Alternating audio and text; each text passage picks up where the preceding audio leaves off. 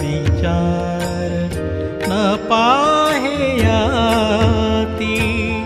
कुळाचा विचार भक्त करुणाकर ज्ञानाबाई